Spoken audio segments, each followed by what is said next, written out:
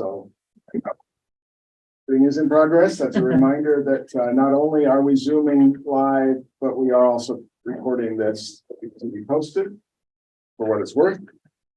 Do we have any new members or first-time attendees here? I'm sort of new. I've been here once before, so I'll just introduce myself. Reintroduce yourself. Yeah, I'm That's great. Sarah Kunstler. I live in Arvada here, not far from here, but I'm really excited to see you again. I work for a climate organization, so climate is definitely my passion, and that's why I'm here tonight. But yeah. Great, welcome. We don't have a sign-in sheet today, but maybe you've signed in before. Are you on the I'm mailing on list? the list. And if anybody at home is not on our mailing list, you can go on the website and connect with Pat. Just click that you're interested in being a member or being on the mailing list, and we'll get you there. Or enter it into the chat. Or enter it into the chat. Excellent, with your email address. That would be marvelous. Do we have elected officials here to introduce themselves? Oh, yes. Hello, everyone. I'm Randy Moorman, and I'm actually not having my council hat on today, but I am representing District 1 on City Council. Thank you. So Welcome. when you stand up, your head goes out of the picture. So just remain seated. I do what I'm told. Do we have anybody who would like to share something that you're happy about or something that keeps you up at night? Garland. Well, I'm happy that the state legislature passed 1074, which is a study bill for the transition of the oil and gas workers to renewable energy and other emerging clean energy fields. So I'm really happy about that legislation passing. And so that's putting money into retraining, or what is that all? That's putting money into doing a study into what it would take to retrain oil and gas workers to go into new fields. Okay. And thank you for your loud voice. That's good for the owl and our people listening at home. Let us know if you can't hear. I'm going to pass around our collections basket. For those of you at home, we do have a new link on our website where you can contribute through Act Blue and actually have your contributions doubled this month by Indivisible. But we're paying for this room and our Zoom subscription and our email server system and things like that. Actually, around. I put something. Next up, we're going to hear from our team leaders, our action leaders, starting with Allison. Is she online? I don't think so. She is at a concert in North Carolina. How about that? Wow. How about that? So we're going to skip to Bruce, then Taylor, then Mindy, then Joyce, then Julie. And me. Kathy's Healthcare. not on the list. I know I should be. Hey, Kathy. Yeah, Bruce. I don't really have a anti-war report, but I do have something that is a concern that's keeping me up at night, and that is some of the herd instinct of the Democrats falling in line behind Biden, because on the anti-war front, he's not that good. And I still think he's a weak candidate. But anyway, that's kind of what I'm worried about. Do you have a suggested No, candidate? that would be the thing. I wish there was somebody there. But somebody can step up. Some congressperson, we've had people step up that were unknown when they stepped up. On like Gene McCarthy, I didn't think about it. You'd have to get clean for Gene, though. Kathy, you want to go next?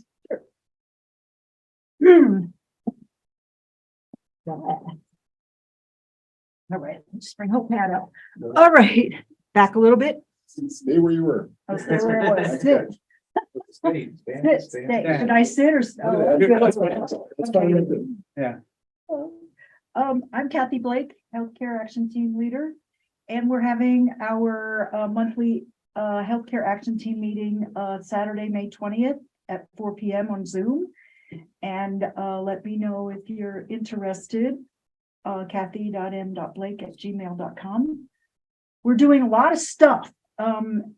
House Bill 23-1209 is what we've been really pushing. Analyze statewide publicly funded healthcare. So we've been calling and writing in the Senate the bill is in appropriations. We're trying to get it pushed through appropriations and then going to the full Senate. We don't have a lot of time, so we're really pushing. I read today that it made it out of appropriation. Fantastic. Thank you, Joyce. We're excited. Okay, the 3 reproductive justice bills that we talked about last time did go through and they were signed by the governor and we're good on that. The other thing we're trying to do is meet with Federal Representative Brittany Peterson. And it looks like the last week in May, we're going to get to do that. And Pat is heading that and people are doodling. We need some more people if you're interested to speak to our federal representative. We want her to support the Medicare for All caucus and to halt privatization of Medicare through Medicare Advantage, ACO REACH, and their hospice is being privatized. My mother died on Thursday. My sister was helped a great deal the last 4 weeks of her life. And she's on my button here from hospice. And we really want that to stay public so that she can get the right, get care and not for death for profit. Can you believe that's horrible?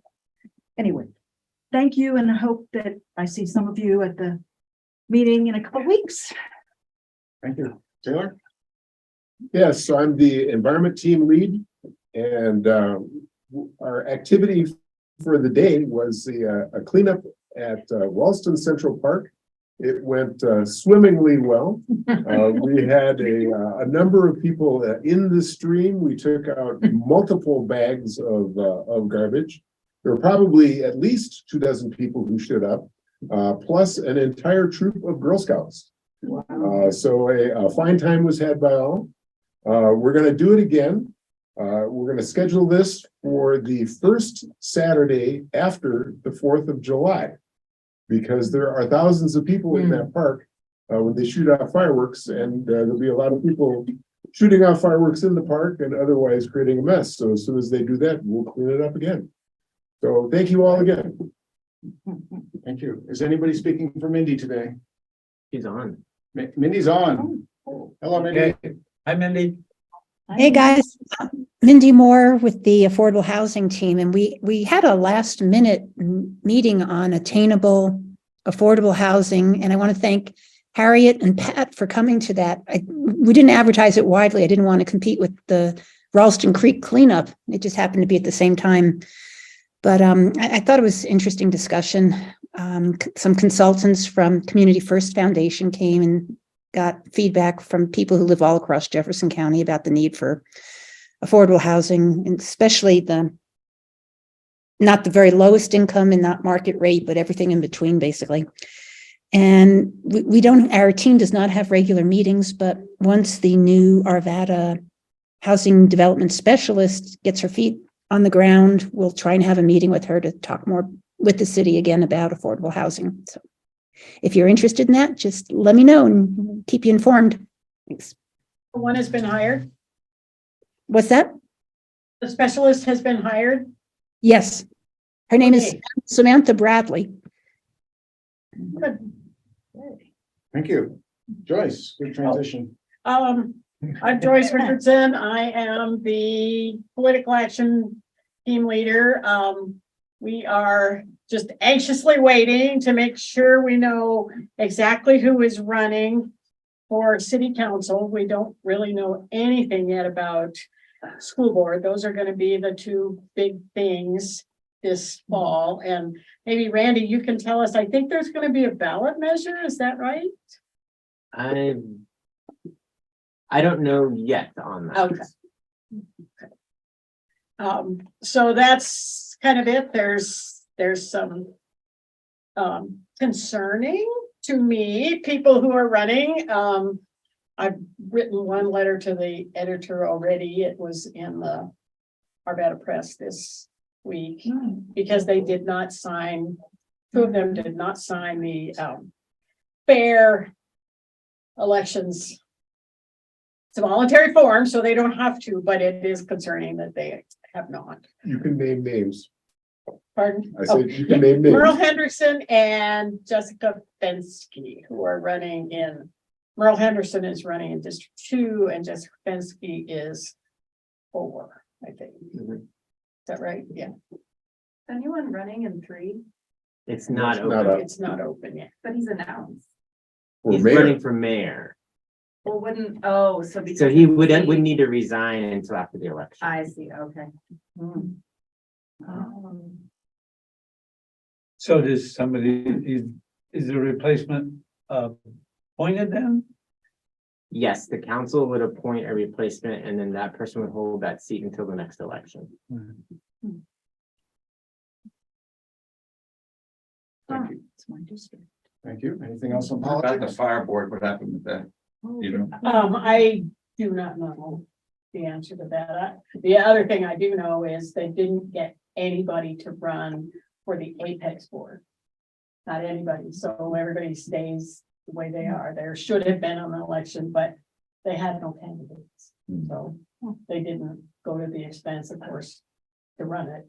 The fire board, you know, I've been pretty disappointed that there was no information about anybody other than these are the 5 people running for the 2 seats. well, what there was available made me want to run from the room Yeah. for a couple of them in particular, and the third one was moderate by some standards, but not in 2023 for me. Yeah. Yeah, and I mean, I looked and found virtually nothing. Yeah, so you found more information than I did. All I had to do was see one of them holding the flag for gun rights with an AR-14. That is true, yeah. Take care of it for me. Yeah, that lets you know where they're coming from. This one. So, yeah, I have not heard about that one. All right, and is anybody speaking for Julie or is she online? Julie is our Social. social connections. She was at the cleanup and she didn't think she was gonna make Gonna it. make it, okay. Yeah, I don't see her online. She did a great job in helping set up the cleanup activities. As it turned out, the fact that the park was there, the kids went running off to the playground and virtually nobody paid any attention to anything that we had brought. So I think the bottom line there is keep it simple, make it fun. Very good. Well, Taylor, I'll turn it over to you for the main feature today. All right. So today we're going to have 2 speakers.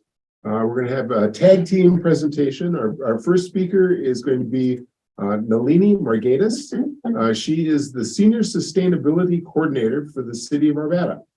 Nalini holds over a decade of experience in the public sector, working in a wide variety of areas, including municipal legislation, labor and employment mediation, and environmental conservation.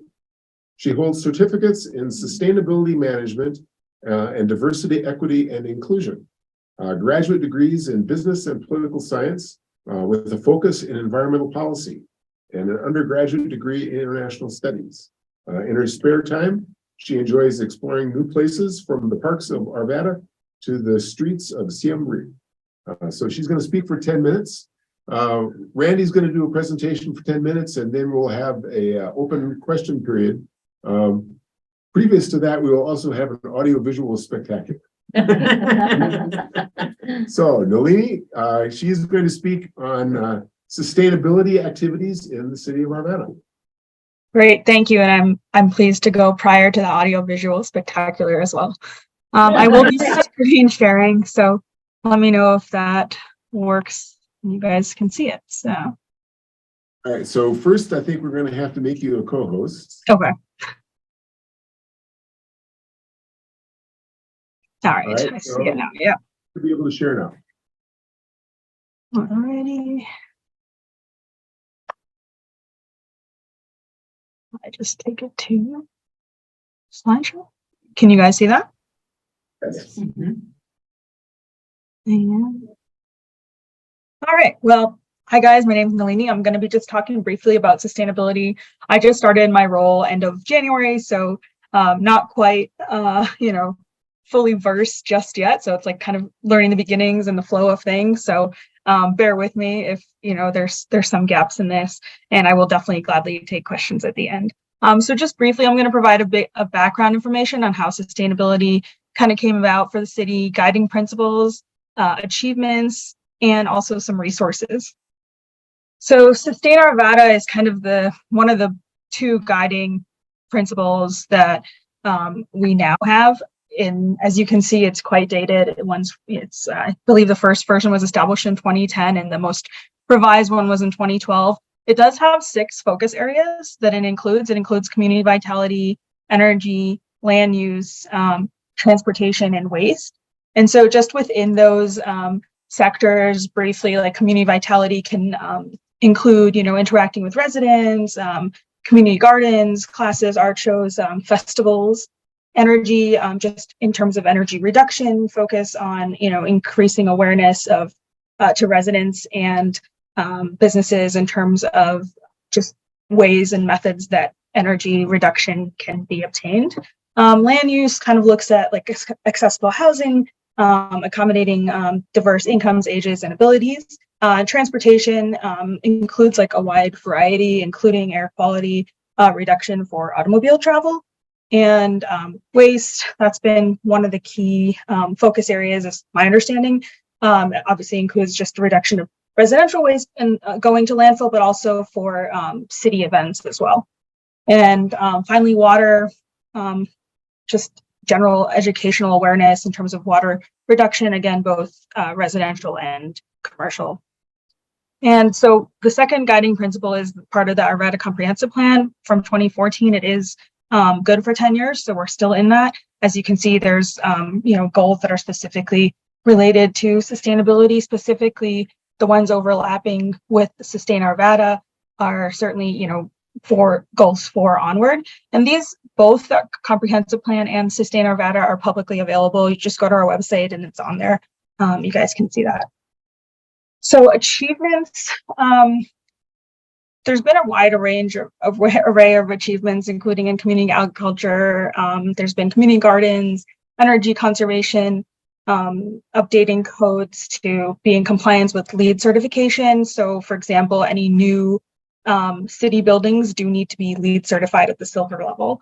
And environment, just education. We have the Majestic View Nature Center that does offer a lot of program and education for all levels, all ages. Forestry, we have a tree canopy assessment. We participate in Arbor Day, recycling, again, both externally and internally. So, increasing that at city events, as well as promoting that through, the single hauler program. And should not have done that. And next, we also have transportation.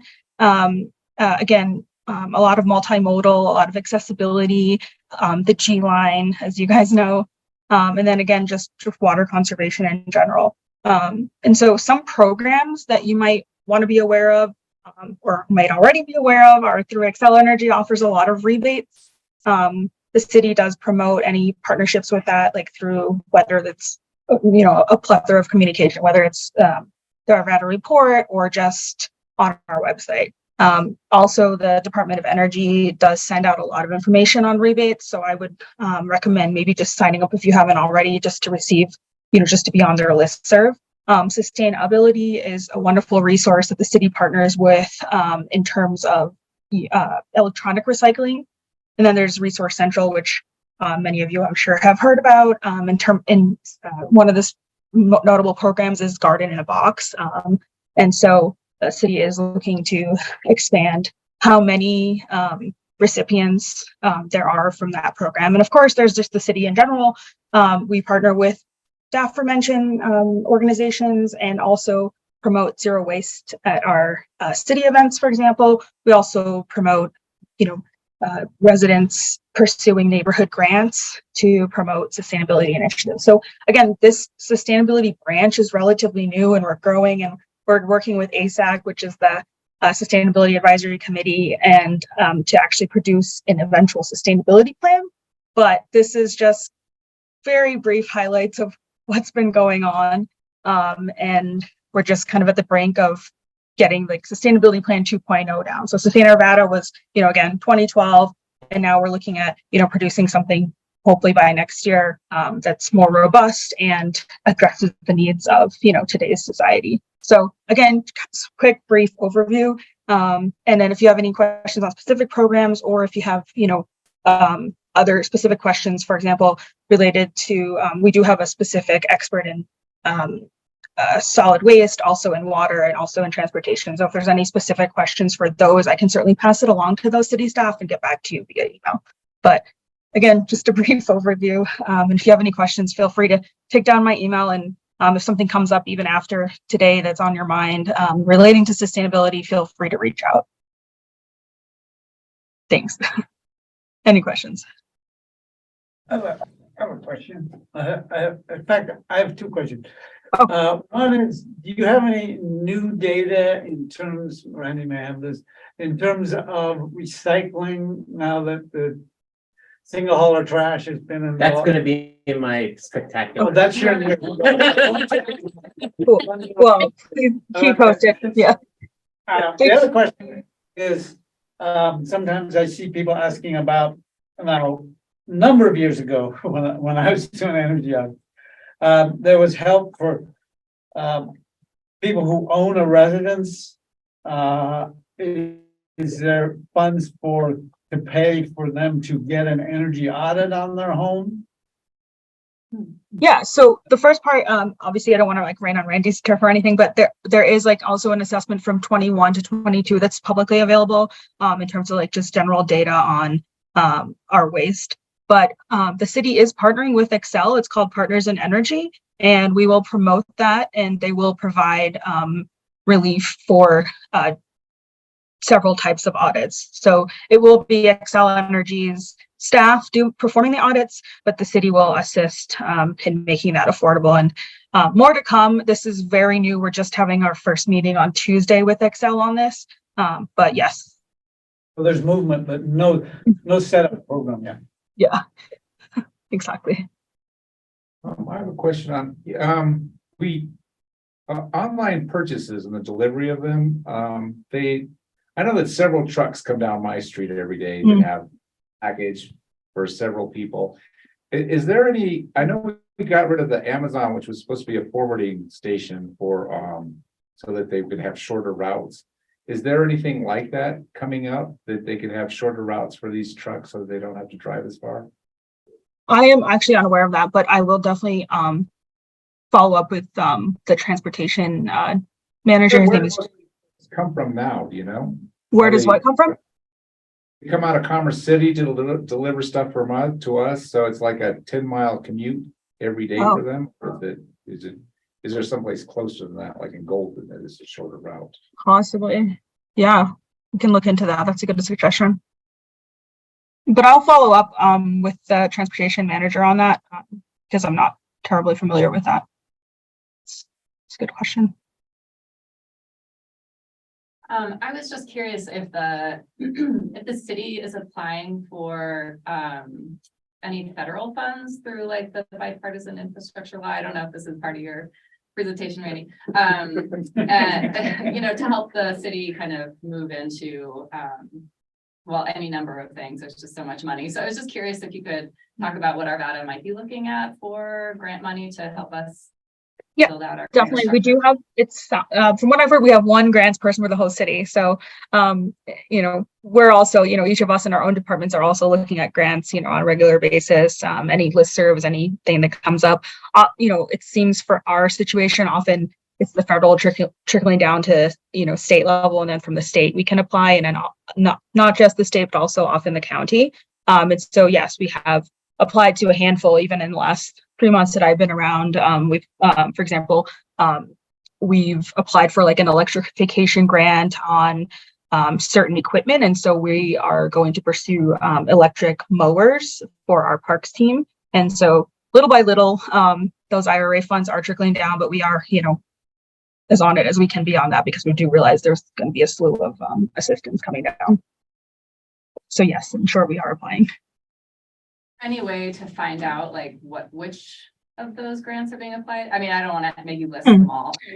So like, is there a place online or something that we I don't know that it's online. I know that there is the grants administrator that we have for the city does keep track of that. So if there's any way, you know, going forward that we can make that available on an annual basis or something, that might be a good idea, especially now that there's an abundance of them. Thank you. Couple of questions. One is about, is there anything about composting, like food kinds of things? And that might be part of your stuff too. But, and then the other one was about, you know, I'm great garden in a box. I just wondered if planting and care of trees is, you know, on the radar or something, because I did get something about that from some organization, but I just wondered if the City of Arvada had anything, you know, to do with that. I'd like to pick that. I live in the Alta Vista neighborhood. Houses in my neighborhood were built primarily in the mid-1950s through the mid-1960s. And we are currently experiencing pretty major deforestation, in part because of the ages of the trees, and in part because new people moving into the neighborhood seem to be viewing trees as something that's negative, and they're cutting them down, even though they're perfectly healthy trees. The other problem that we've got, at least in our neighborhood, we have probably 1 in every 5 trees is an ash tree, and the emerald ash borer is now present. So deforestation is a real problem for the older neighborhoods, and initial forestation is a necessity for the newer neighborhoods. Can I piggyback on that idea? I love trees, okay, and I have several trees in my yard, and they take a lot of water. So if we're going to go forward and plant trees, they need to be arid trees that can survive in a very arid climate that they don't need to be watered. Yep, and to piggyback on that, and as we go to a more of a xeriscape landscape, then what we need to be able to do is to have tree watering systems. So rather than irrigating your yard and having the tree get the water from the grass, we need to be able to figure out how to directly spot irrigate individual trees. So does Arvada have a arborist program to tell what tree species are best for a more arid climate that we're entering into? Yeah. Because I know ash is terrible. It takes a lot of water. We definitely have experts in that. We just got a tree canopy assessment done as well, so I'm not sure how they're going to distribute that data right now. It's pretty fresh. So it does sound like there is movement on that front. But again, there are parks experts that have been around for 25 plus years that know a lot more on that. In terms of your composting question, we definitely are addressing that. Part of our zero waste events include that. We partner with Scraps on that, and they do. It sounds like it's really increased in terms of assistance during city events. So that is definitely on our radar, and one of our priorities under zero waste. Thank you.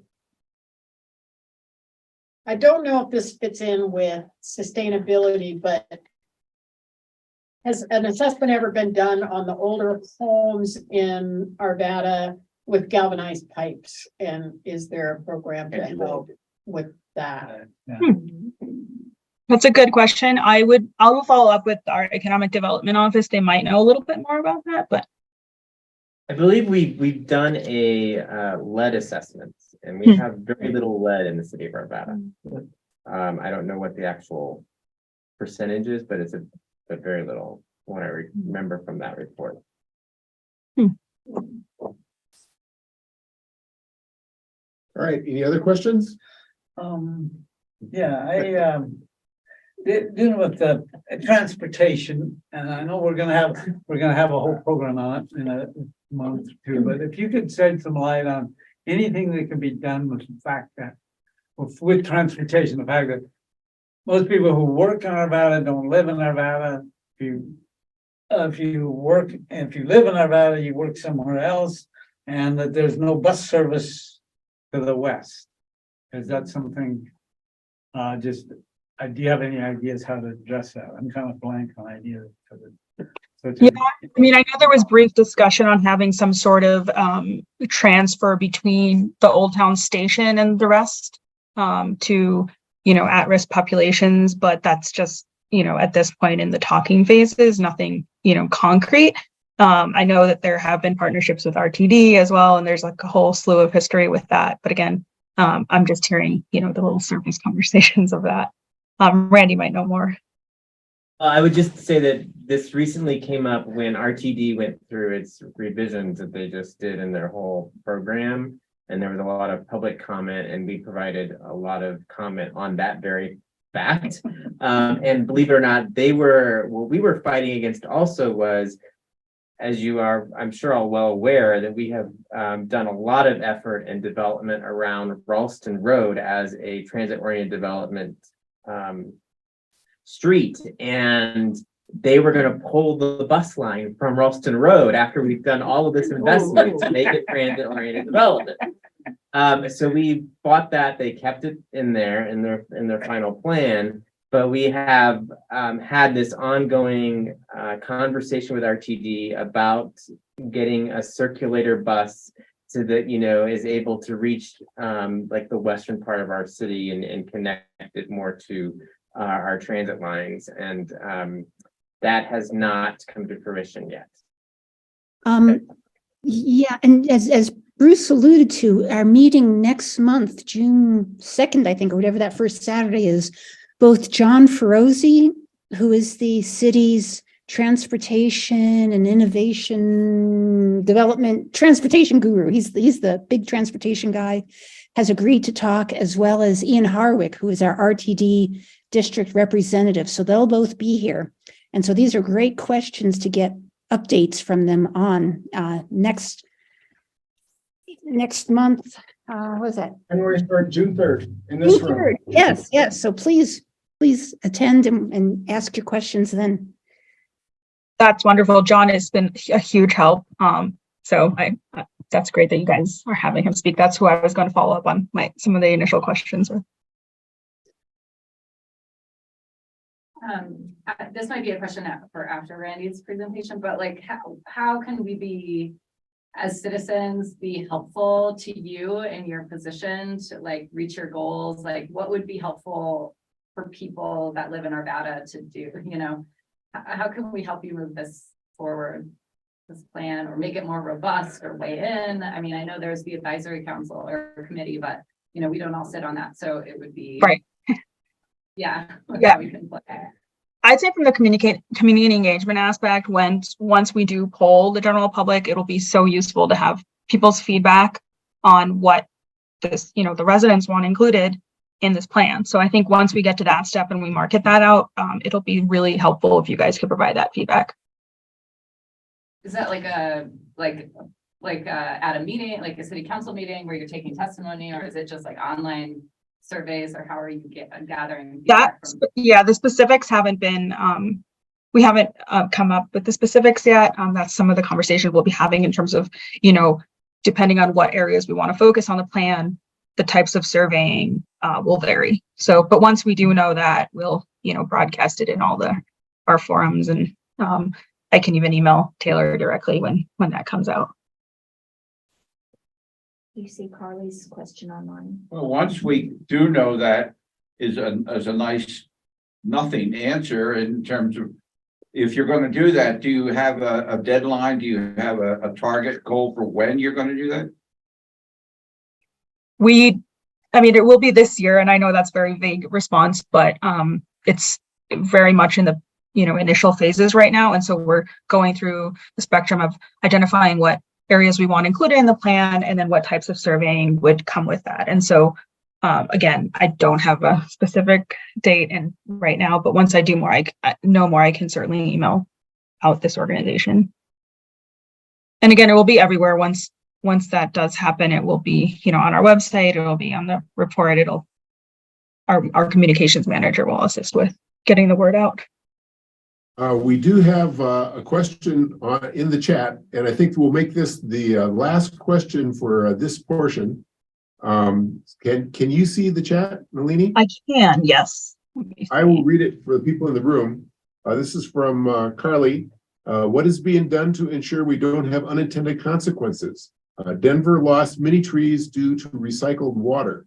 And then she includes a link to a Westward story about killing trees in Denver, apparently due to water contamination.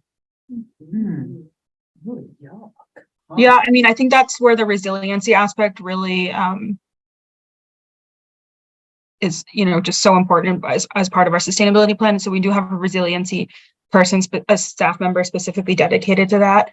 But in terms of the city's like long run resiliency planning, and everything that any new plan that goes out, that's certainly a consideration. But I don't know if this question is specifically related to trees or just broadly speaking. I think I apologize for being late.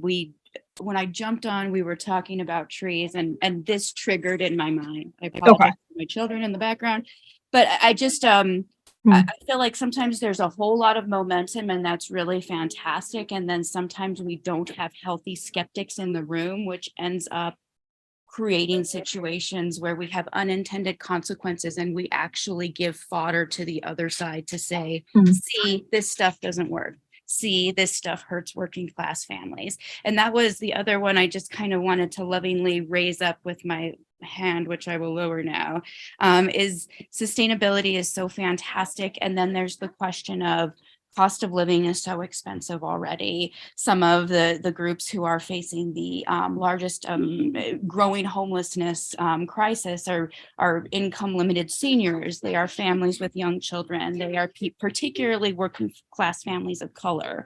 And so when we as progressives talk about sustainability, what does that mean in that larger calculus? Because the reality is for a lot of us, we don't just have one existential threat of climate change. It is, I can't afford eggs today. I can't afford rent today. And that is just the story for so many of our families and so many of our seniors. And I just wanted to lovingly lift that up for this group as we grapple with these really important issues.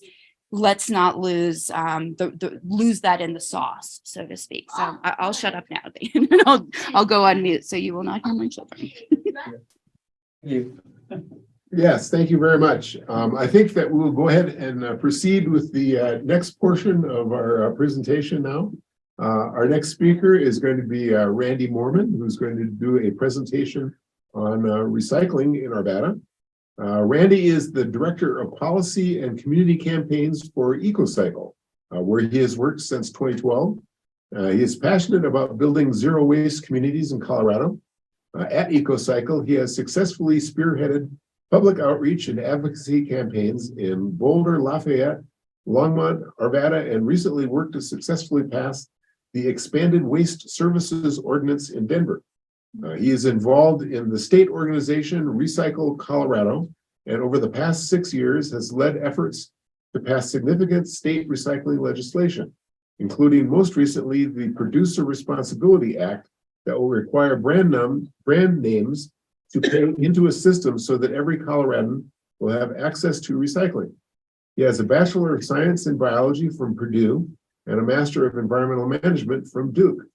He was elected in 2021 to the Arvada City Council from District 1, which is in the northeast portion of Arvada. Would you like me to start the PowerPoint? No, well, do you want me to do the PowerPoint from my screen so that I can just flip to the sides? Can I do that? Sure. So I guess you need to make me a host. Is that? Yeah, looks like you will need to make me a host. All right.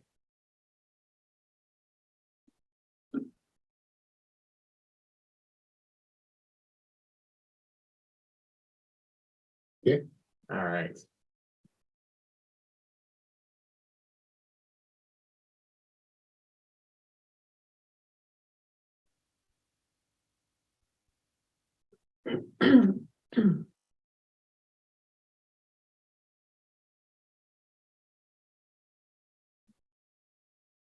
And you could minimize that side panel. There you go. Let's see. Oh, wow. Okay, now I see how it is. All right. Well, thank you, Taylor, for that great introduction. And also thank you, Nalini, for your work on sustainability for the city of Arvada. Very excited to have Nalini on board. I think some of you know it's been a little bit of a hard fight to get us moving forward on sustainability with the city. And so this was a huge step for us to get a full-time person dedicated to sustainability at the city. So we're really happy to have you, Nalini. And I'm very excited to be working alongside you. So thank you for what you've done for our city so far. Well, and also thank you all for having me back, because I was not here too long ago with Lauren Simpson. And so I'm going to have to give her a hard time that you invited me back and not her. But I am here to talk about something that's very a big passion of mine, and deals with my work that I do for EcoCycle. And so that is recycling, and specifically what's going on in Arvada. But first, I just want to talk a little bit about who EcoCycle is. We brought recycling to Colorado in 1976. And we were one of the first 20 curbside recycling programs in the United States, which actually involved old beat up school buses and Girl Scouts and Boy Scouts going around to the city of Boulder, and then later in Longmont, collecting newspapers and cans and bottles, and hand sorting them and finding people to buy those materials. So that was how we began. And now over 40 years, we have grown into a thriving recycling business. We employ over 65 people and managing $8 million budget. And we are unique because we have hands-on experience in every aspect of building a zero waste community. We run the material recovery facility in Boulder County. And we haul recycling and composting for businesses throughout Boulder County. We provide zero waste education in schools, in the community, and at public events. And then we work with local and state government to implement policies to make recycling and composting more convenient and accessible to all. And so that's primarily the work that I do for EcoCycle, is that policy piece. So I've been working there for 13 years now, and working on helping communities and the state advance more towards zero waste. So I'm going to touch a little bit about Republic Services, because they are the contract service provider for our single hauler program here in the city of Arvada. And you can see the stats up there about who they are. And when I did this presentation before for the Kiwanis, we actually had a representative from Republic talk a little bit about who they are, but I just wanted to at least make sure you were aware that the Republic Services was our contract hauler. And our contract is with the hauler is on a renewal basis. So after, I think it's 3 years. Yes. They are only seeing the first slide. Uh-oh. Right. So when you are sharing your screen, you need to share it through the Zoom. Okay, so how do I do that? Yeah, let me see that. So should I stop sharing? Go to the bottom of the Zoom window, and you should have a share screen in the middle.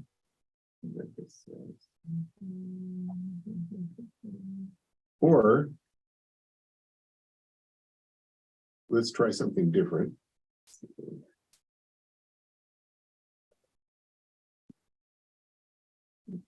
Are you in control now?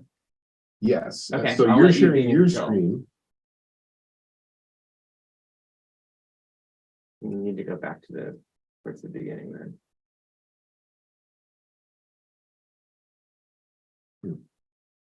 That didn't work. Our technology spectacular is not so spectacular at the moment. You may have shared the wrong window if you did share from Zoom. So that's depending on when. I'm happy to have you drive if you can get it up there. You go. He's doing it right now. All right. So Do you have the slide? can you see? You can't see the Yes. chat now. All right. Yeah, I can see the end. Yep, that's right. You got it. Yeah, you got it. So now, But I've still But now got you're- this control here. Woohoo! All right, you go and I will. You'll follow. move with me. All right, fabulous. We'll try that. Wow. So anyway, so this is a little bit about Republic Services, and I was just saying that the contract that we have with the single hauler will be after, I believe it's a 3-year period where they have an opportunity to renew that contract. And so the city will evaluate at that time, does it make sense to renew with Republic, or does it make sense to put it out for a bid and go with another hauler? Right now, mine isn't moving. Ruh-roh.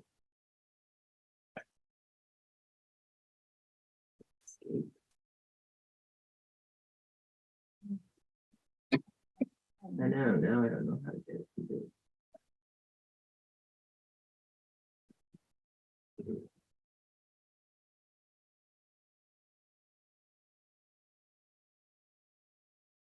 Well, maybe if you stop screen share. Okay, I'll do that.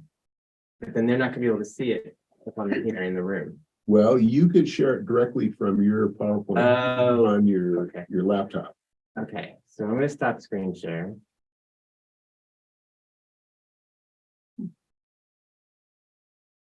Oh, I love technology. We'll stop. I'm just glad you guys are figuring it out. What could go My wrong? anxiety. Yeah, that's. For some reason though, isn't letting me stop screen share. This will stop other screen sharing. Do you want to continue? Yes. Now what am I supposed to do for that?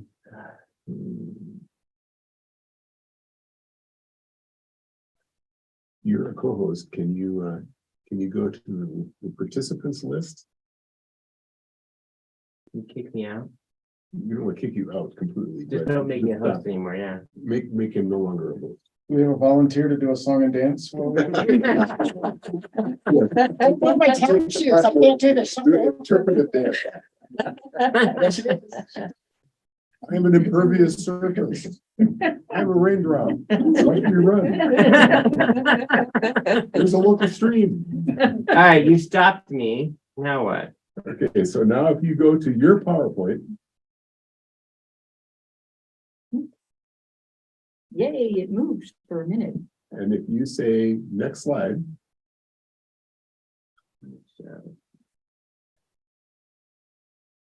It's just like not doing anything for me now. I'm not really a co-host anymore, and you should be. I just stopped. It's moving up there. All We'll just go with that and I won't pay attention to this anymore. Because it's not doing anything. Oh, I have to move it though. All right. All right, enough about Republic. Moving on. So here's what's happening in Arvada. This goes back to your question, Bruce, at the beginning. So we're currently at 16,630 homes participating in the city program. That is up. We're now at 65%. That's up from when we started and we were at 62%. We expect this to continue to increase because we have a lot of HOAs that are stuck in contracts that can't get out of those until they expire before they can move to the city program. So that's going to happen gradually over time, as well as what we expected. And if some of you remember this, right, when the rollout happened, that the competitors pushed their prices down really low to try to keep their customers from switching to the city program. Well, that's starting to wear off because of the economy is as it is. And so they're having to increase their prices. And so we are getting calls of people now wanting to switch to the city program as a result of that. So those are some of the things we're seeing on the participation side. And so we talked about Republic being the contract server, and what they do is they pick up the recycling from your home and they take it to what's called a material recovery facility, a MRF. And that is GFL that's located in Denver. And right now they're taking 275 tons per month from Arvada to GFL to be recycled. What's the 19%? Question. 19% recycling rate. Thank you, Robin. So we estimated our recycling rate before this program started back in like 2011 at being at 13%. And so because of the program, we've gone up to 19%. And we've still got ways to go, but this is a great boost to get us going and improving our recycling in Arvada, because now everyone should have recycling service. Does that mean 19% of households put their bin out? No, What does Great that mean? question. That means 19% of our waste stream is getting recycled. Okay. Thank you for that Okay. clarification. Are you pleased with that number or not? It's a good start. We could certainly do better. And so I think we could talk about ways that we could do that, but we can certainly do better. All right. So just a little bit about GFL then and where the recycling is going. And so they have, they collect for the whole metro region. And so they have several different contracts and with haulers, but they are getting about 12,000 tons per month to be recycled.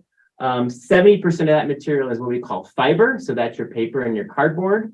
And then what's really important is all that material stays domestic. So there are buyers that take that material within the United States and put it back into the economy. And then they have about a 12% contamination rate. So that means material that is going into their plant that does not belong in single stream. Garden hoses, doll houses, and lawn furniture, all of that kind of stuff that should not be in the single stream bin, but gets there and then goes into their plant that they have to then take out. And so then that is what that contamination rate is. So people ask us, well, what actually is getting recycled? You can say that, 88% of what goes into the plant gets recycled from being picked up at your curb. And as I said, the biggest contamination issues are for GFL are metal, so pots, pans, car parts, barbecue grills. We can go on and on about all the strange things that we find at those plants. All right, so Taylor, now we're going to switch to the video. I'll talk a little about you while you do that. I don't need to do anything. Oh, I've got to put the video up here though, for people to see in the room.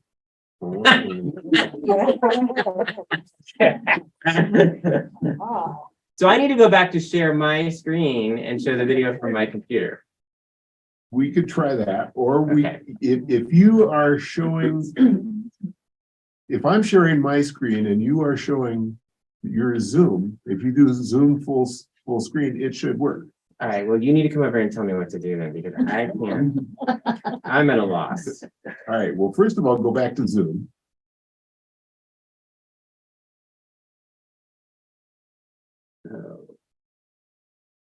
All right. All right, so Good. now I will share my screen.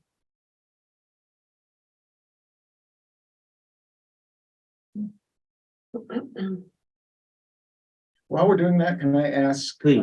Nationally, I believe the percentage of plastics that get put in bins and actually gets recycled is something like 8 or 10%. So no, the number that has been quoted about plastics is 9% of plastics ever produced on this planet has been recycled.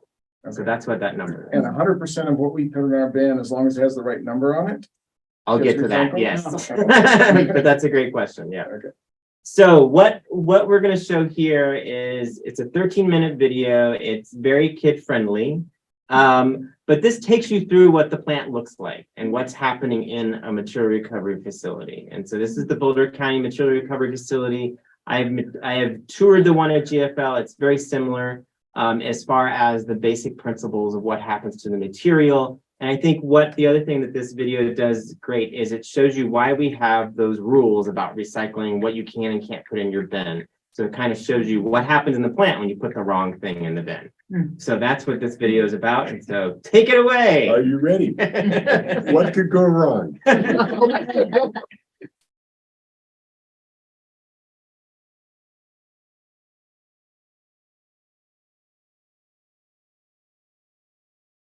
We can't hear it, the people who are on Zoom. There's no sound.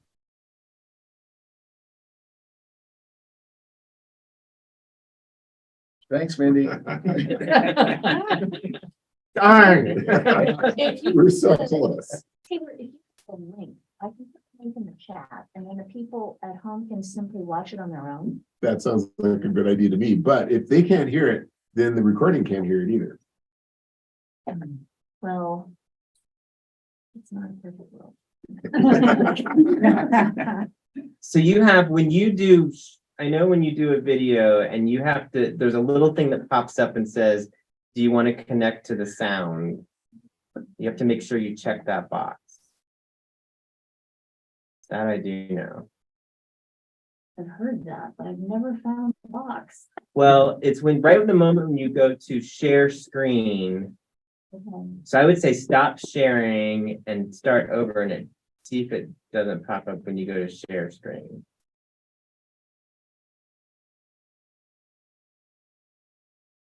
To share your computer audio, please install the Zoom audio device. Oh my God. Well, if you just put the link in the chat, will that be in the recording? Will people just? see that Yes. Link? If you play the video, won't they be hearing it over the Zoom anyway? Apparently not well, if Mindy couldn't hear it. Yeah, she couldn't hear it. But we can move the owl next to, where's the sound coming? Oh, where's the sound coming out of it? This TV in here? No, it's coming out of the owl. Oh, it probably can't hear itself because then. That was a great idea. I was with you there, Randy.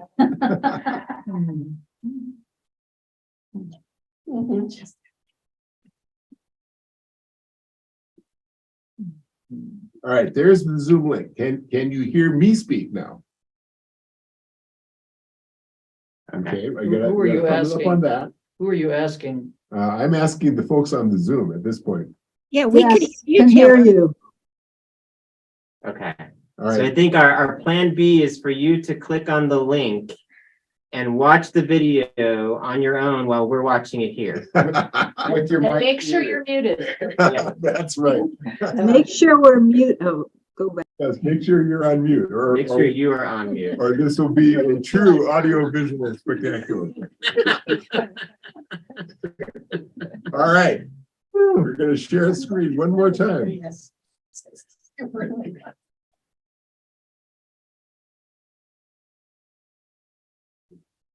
That's weird that it was working here because you're. Well, I'm gonna try sharing the screen.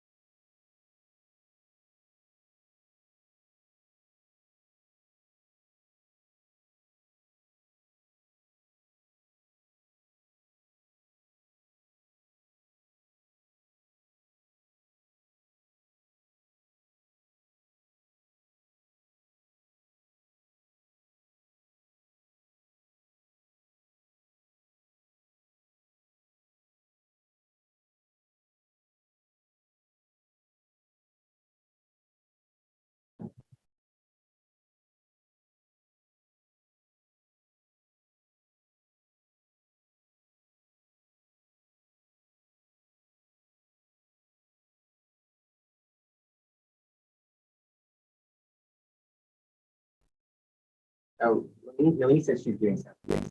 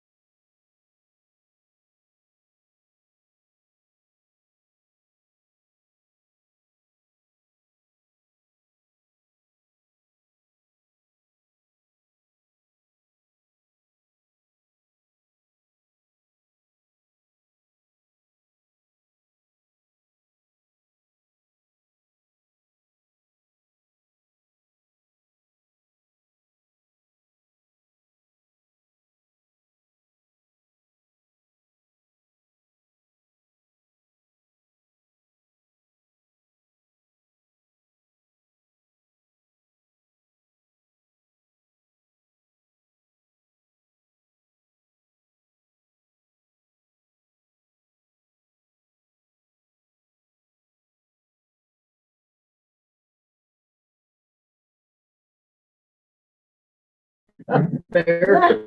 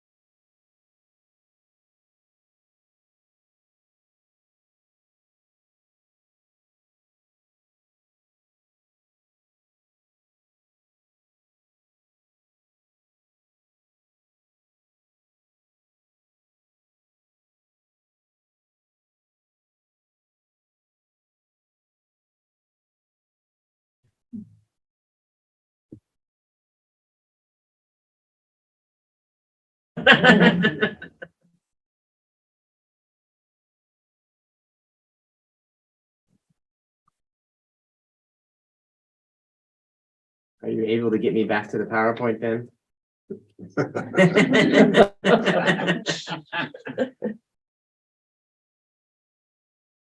All right, they're done watching. Yay. Oh, that's us telling them we're done watching. Yeah, I just asked them if we might be done. Yes, sweet. All right, we're gonna try to get back to the PowerPoint and finish up here, and we'll take questions. All right, I'm at GFL by the numbers. Yeah. Oh, then do I need to do anything now?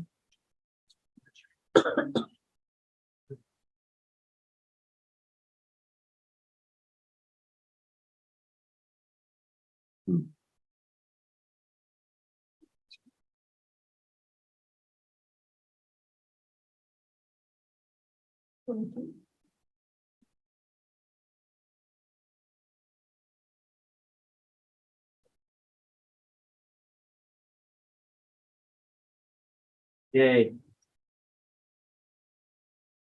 There we go. All right. Let's go to the next slide.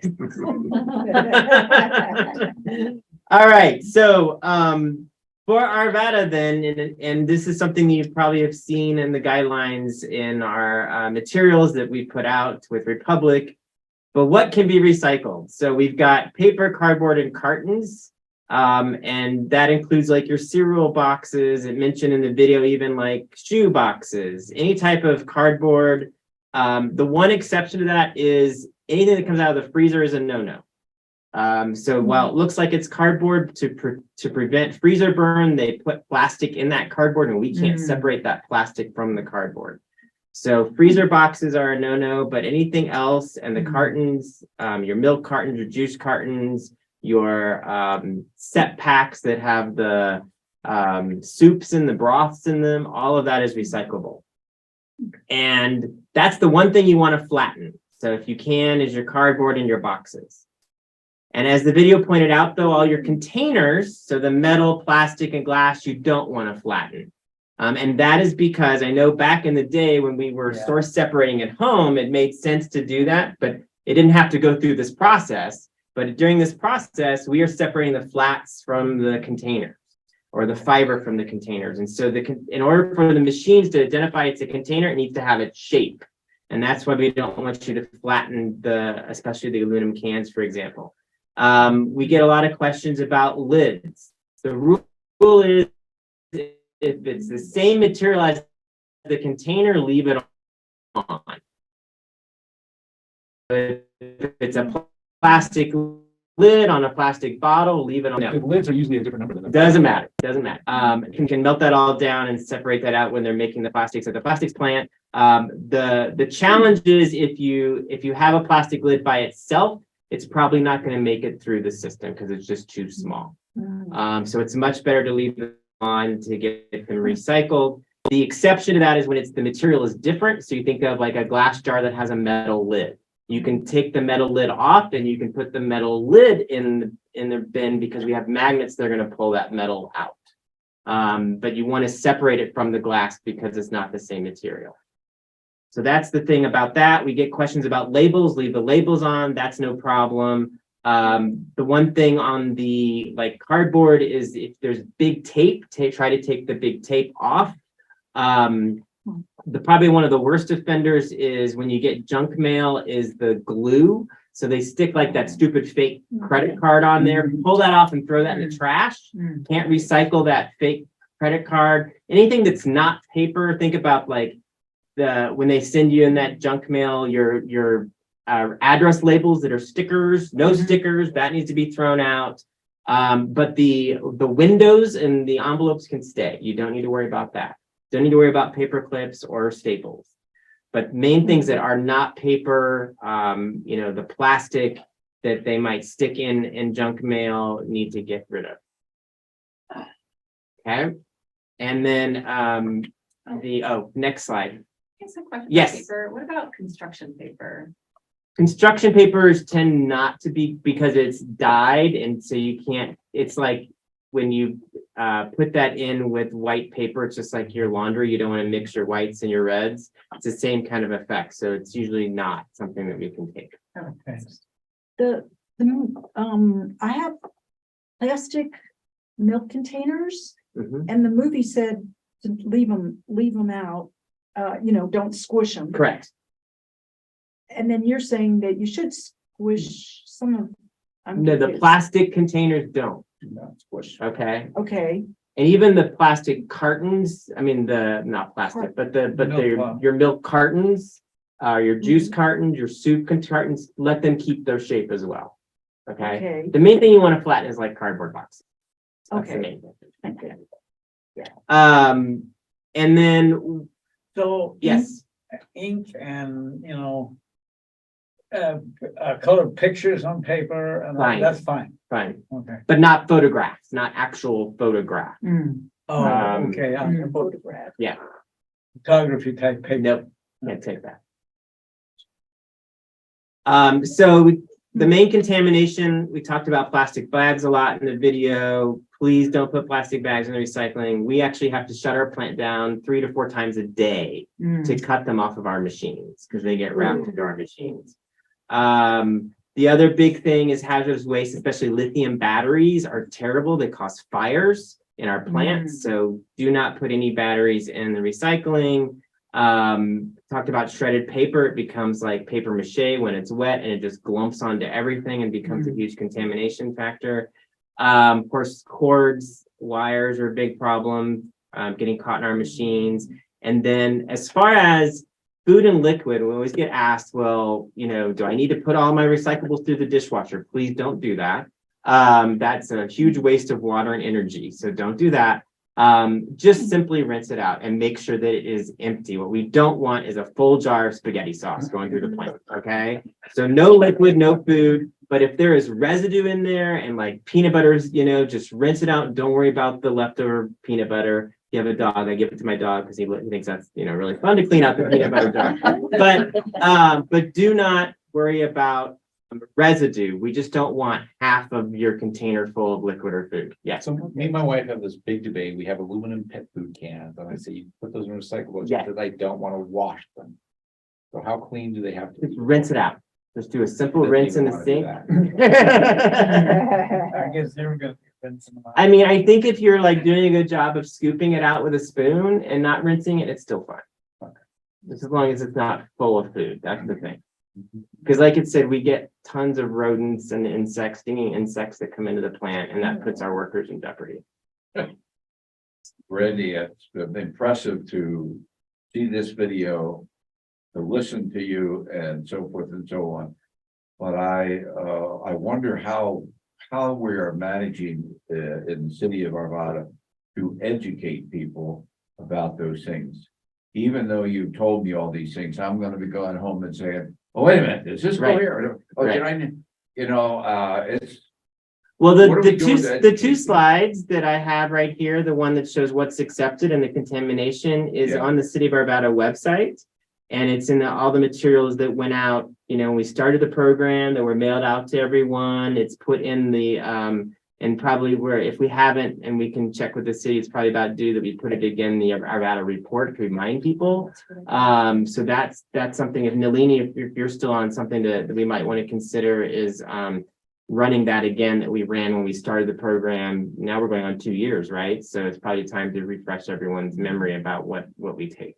Put it with the water bill. Yes, and that utility bill is there too. You've seen 2 different bits of information and I always believe Republic because I like what Republic tells me because they'll recycle plastic 1 through 7. And some of the stuff I've seen, that's not what they say. So I've got a slide, yeah, and so the thing about plastics, it's a very different material than anything else that we put in the recycle bin. And that is because the manufacturers of aluminum want aluminum back. And there's a process to get that aluminum back and to make it into aluminum again, and it saves them money to do that. Unfortunately, that's not the case with plastic. They would much rather go out and drill oil and make new plastic than deal with your recyclable plastic, generally speaking. And they take different types of plastics and mix them together. They're very hard to separate. So we have a lot of junk plastic out there that just can't be recycled and we shouldn't be making in the first place. But for the general rule, and what we tell people is don't look at the numbers, first of all. The recycling symbol was co-opted by the plastics industry and they put on everything they make. And so everyone thinks, oh, it's got the symbol, it's recyclable. And I've got a slide to talk about what makes something recyclable or not. But the general rule is bottles, tubs, jugs, and jars. Those are the main things that are high value to recycle, easy to recycle, and everyone should be putting those in the bins. Bottles, tubs, jugs, and jars. And just focus on that. Let's go to the next one after that. All right, so here we go. So what makes something recyclable to get to that point? Because everyone comes to me and says, well, why can't you just take this and recycle it? I'm like, well, that's a very complicated answer because we first have to have a market. We have to have someone who's going to buy that material and do something with it. And so that's the first thing. We call it an end user, an end market. And the second thing is that then the sale of that material, when we bring it into the plant and then are selling it to someone to use, we have to make that economics match so that the cost to collect and sort that material equals what we're selling it for. Okay, now we are fortunate at EcoCycle to be a nonprofit. And so we work with Boulder County and we can take a lot more items than other places can't necessarily because we let our winners pay for our losers. So our winners are like our cardboard, our aluminum, our steel. Those are usually on the market and it's a global market, it fluctuates, but usually that's a positive. So we can make some money off of that. And then some of the things that we take in Boulder County that aren't taken elsewhere, for example, berry containers, like from the grocery store, only in Boulder County is that accepted, but that's a much harder thing to find and sell. And so there's sometimes when we can't find a buyer, we'll continue to collect it and we'll stock it up until we can find a buyer. And those winners help pay for us to do that. But a lot of recycling operations that are for profit will not do that. They just say we will not accept it and we won't take it. So that's one of the distinctions there. But so the rule is you really need to make the economics work. And so and then also you have to have the capacity to sort the material. And you saw all that went into that in the plant. And then it needs to be convenient to collect and there needs to be incentives for recycling and among the residential and commercial sectors. So those are the four things that have to happen before an item can be put on the list and be considered recyclable. So for GFL, no berry container. Correct. You're talking clamshells? Yes. Yeah. All right, next slide. So I want to talk a little bit then about what's a closed loop. And we are very fortunate in Colorado. A lot of states don't have this, but for glass. So we collect our glass at the curb, you throw it in the bin. Glass is very heavy, it breaks easily, and it can be costly to transport because it's heavy and it's hard to collect. Fortunately, in Colorado, that is not a problem for us anymore. It used to be that glass was collected and it was sent right to the landfill. While you put it in the bin, they would use it as the cover of the landfill cells. But today that's not happening. Most of our glass is collected is going to a second processor called glass-to-glass processing. And within 6 weeks, your glass bottle is back on the shelf, usually as a beer bottle, because we have a lot of beer being made in Colorado that needs to be bottled. And so it leaves glass to glass after they have cleaned and sorted it out into different colors and goes to Rocky Mountain Bottle Company in Wheat Ridge, right just outside of Arvada, and made into glass bottles for beer. And so that's happening here in Colorado. We're very fortunate to have that closed loop. And our goal right now for the recycling industry is to create more of those closed loops here in Colorado, which obviously is great for our economy and creates more jobs in recycling. Can I Yes. make a negative point? So what's the carbon footprint to remake a bottle? So actually for glass, and I've got another slide to actually talk about the energy that's needed for different items, different types of materials. But for glass, because it is the furnaces at Rocky Mountain Bottle have to be heated up so much higher to get the raw materials to be melted into glass that they have a huge energy savings and a lower greenhouse gas emissions when they can make more of their glass from recycled glass because they don't have to heat their furnaces so high. But still has a carbon footprint. There's always a carbon footprint on something, right? but we know for recycling in particular, you would have to make several trips around the planet basically to make up for the carbon footprint of, let me rephrase that. You would have to travel a huge distance in order for your carbon footprint of recycling to match if you just made materials from the raw natural resources. And I've got, let's go to the next slide, because I think, oh, before I get to more of the climate piece, back to plastic. So the bottles right now are being sold, more and more of them are being sold to be made back into bottles, which is very good. And there's some programs that are trying to do that and improve that. But still be doing some downcycling. So that means it's going to another material that eventually ends up in the landfill, and we still have to make bottles from oil and gas, but a lot of our PET is going to carpet and textiles. And then your milk jugs and your laundry detergent jugs, those are going to be made into drainage pipes. And then your polypropylene containers, like your yogurt tubs, are being made into plastic paint cans and automobile parts. So that's where your plastics are going. Next slide. Automotive parts. Yes, plastic automotive parts. In new car, for new cars. Bumpers. Possibly, yeah. Yeah. Yeah. All right, so I do want to hit on, before I close, some of the benefits to recycling. So go to the next slide, and this gets at the climate impacts. So huge energy savings when you recycle these materials, and aluminum is number one.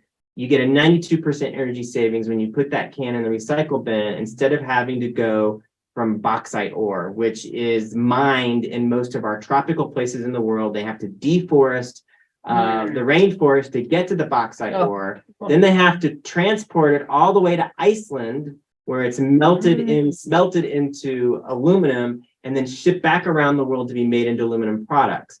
You can talk about the footprint of that compared to just being recycled right here in Colorado, right?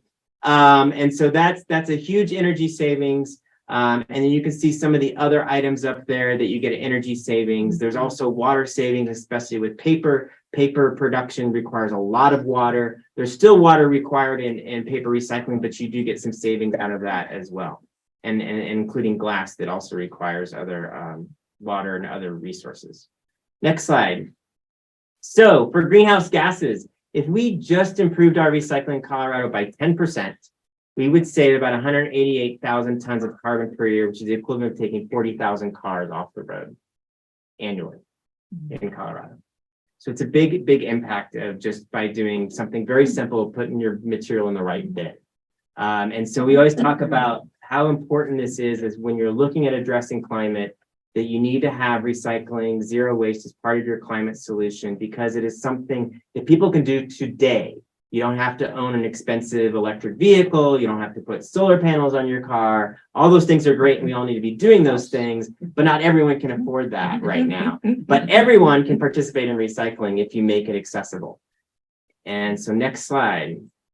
So what's happening in Colorado? We put out this state of recycling report with COPERG every year. We put it out in November, that coincides with America Recycles Day and Colorado Recycles Week, which is in the middle of November.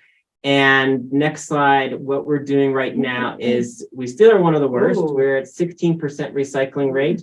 Notice Arvada is better than the state right now, 19%, so that's good. And the national average is 34%. So there's still a lot to do. Next slide.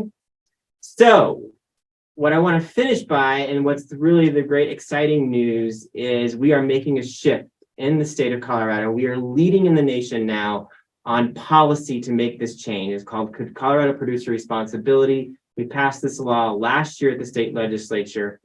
And this shifts the funding from you, the consumer, and us as the municipality having to pay for recycling, and puts it on the brands that are actually making these products.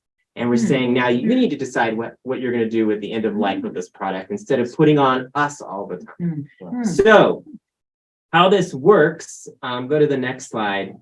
How this works, well, first of all, the benefits, it's going to help increase our recycling rate. It's going to help address climate issues. It's going to provide free recycling for all Colorado residents across the state, no matter whether you're in a small rural community or you live in a multifamily complex or you are in a single family home. Every single resident in Colorado will have free recycling by 2026.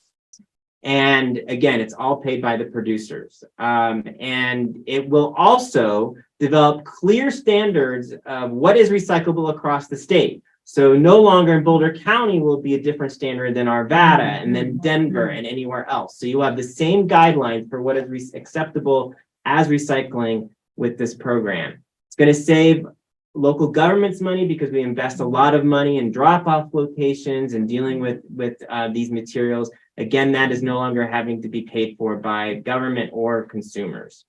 And it's going to really create a more resilient supply chain. We've had a lot of problems with supply chains, so trying to get these materials back into our economy and helping with that issue.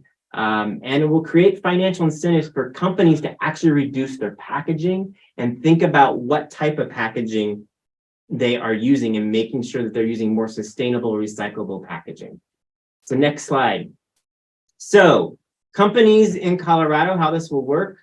If you sell a product that has packaging of any type, or if you're selling paper, including junk mail, in Colorado, you have to pay into the producer responsibility organization.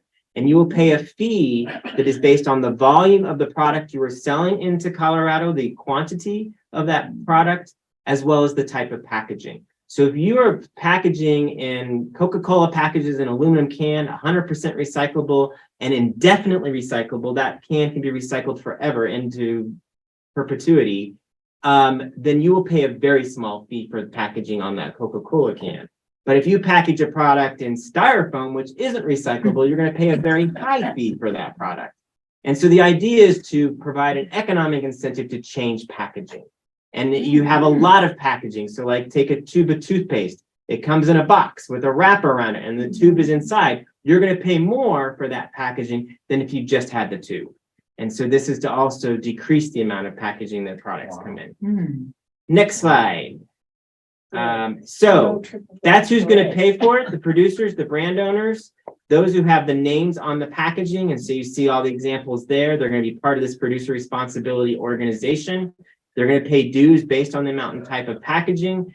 And then what they're going to do over the next year, this producer responsibility organization that was just announced by the state, is they have to come up with a needs assessment and report back to the state legislature. And this needs assessment is going out and looking at what type of services do we need? What type of infrastructure do we need in order to provide 100% free recycling to every Coloradan? And so they're going to come back in a year after doing that needs assessment and saying, this is what we propose, how we're going to do it. This is how much it's going to cost us as the producers. And this is how we're going to implement it. We're going to have a plan to how this is going to happen by 2026. And so that's what's going to happen over the next year and then leading up to 2026. Very exciting. And I think with that, next slide, I'll finish with questions, but also what you can do, of course, reduce, reuse, recycle, and compost. We can talk about composting because someone asked about that question. Make sure you're following the recycling guidelines. As you can see how important that is, what you put in the bin, because you can contaminate the bin. Don't do wish recycling. Just say, I wish this was recyclable, because that causes havoc for us and it impacts our recycling system. So a couple of websites here that you can check out. Of course, arvada.org has the information on our recycling program for the city. If you go to ecocycle.org, you can get our annual report that I mentioned on recycling and composting in the state of Colorado. You can also sign up to get updates from us at EcoCycle if you join our EcoCycle network, so our Eco Leader program, and then we send out newsletters and alerts about what's happening at the state level on policy and different programs and how things are changing, like this recently with compost. So I think the last slide also has my some resources there too with websites. The Recycling for All Coloradans website is all about the producer responsibility program. We I are will stop after, and take questions. yeah, we're after 5:30, so I think most of us should ask questions individually. Happy to If do you have that. questions, but could you just say just a little bit about yard waste and Yes. curbside compost? Yes. What's Arvada Happy to do doing? that. Yes. So when we set up the single hauler program, the sustainability committee was very strong in wanting to have compost as part of that. A number of our neighboring communities do have compost. Golden does, Louisville, Lafayette, Boulder, Longmont has been expanding theirs. The challenge was for Arvada in particular, and what a lot of communities find is that there's only one large commercial composter in the Front Range, which is A1 Organics, and they are far away in Weld County. So getting back to the greenhouse gas question, the expense of transporting compost, which is heavy out there, is expensive. And so we decided as a city not to initially include it in our single hauler program because it would raise the cost too high. It'd be almost cost prohibitive for Arvada and the city our size.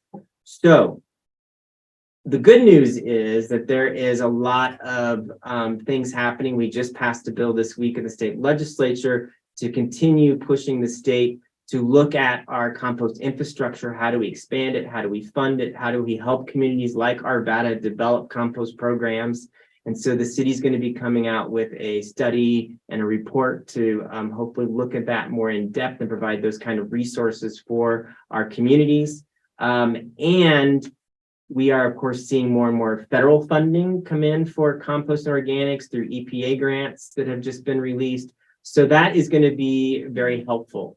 We are also seeing, because of A1 Organics being the only major composter in the Front Range, they have just, and this is a good thing, I think, in the long run, but they have just really clamped down on what they're accepting because of contamination problems.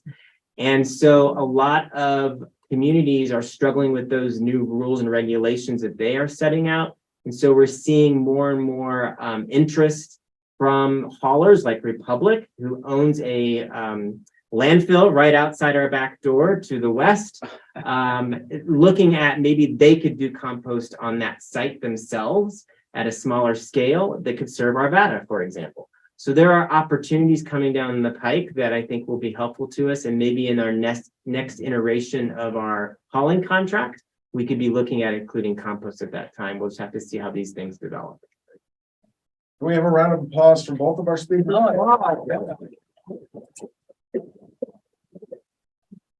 Sorry for all the technological difficulties. Thank you, Taylor. Yes. You all handled And it thank you very for all well. your patience. Yeah, we totally blown out our. I hope it was worth it. So, there is a question here from Yes. Mindy. And I would also like to praise all the people who are still hanging in there on the Zoom. So Mindy's question was, what about things that are packaged out of state and shipped in, like Amazon? Yes, it's all part of the program. They have to pay in. Anything that is sold in Colorado has to participate in the program. Now, there's an exception for small businesses. So a lot of your small breweries, for example, are exempt. Any business that is, well, there's a limit on the amount of materials they produce and their revenues, how much they make in revenue on those products. So those small businesses are exempt from the program because it would be very costly for them to participate. Okay. But your big dogs like Amazon, Walmart, they all have to pay into the program and participate. What about appliances? Like I have a vacuum in fact, yeah, this is made of copper, it's made of good hardwood plastic, but I had to throw it in the trash. because I don't know what to do. Don't do that. I can't take it. and yes, most of the places it's taken. So sustainability takes them. So you should, anything with a cord is recyclable. It's a hard to recyclable item. Don't put it in your bin, obviously, but you can take it to a drop-off location and pay a small fee for it to be recycled. Yes, And or I put it in the trash. Kathy Jackson points out, I mean, it's made of copper. It's like. you Well, should the be able to- fee is about, because it's hard to recycle items. So there is challenges in disassembling that and getting to those parts. So it's actually very labor intensive.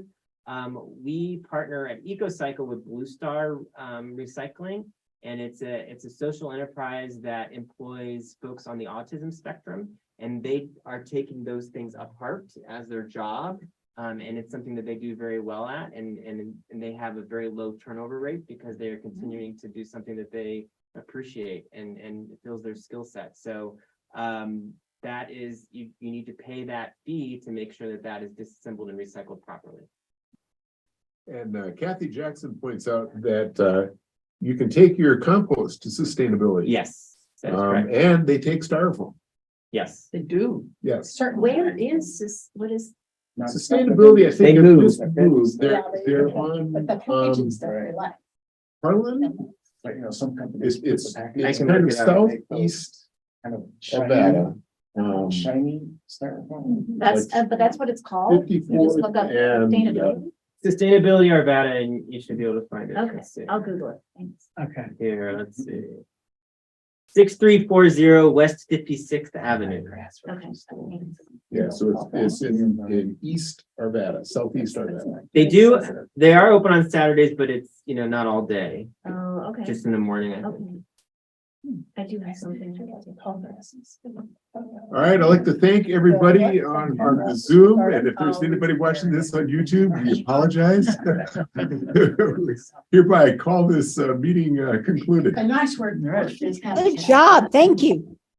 Thanks, Mindy. We had that.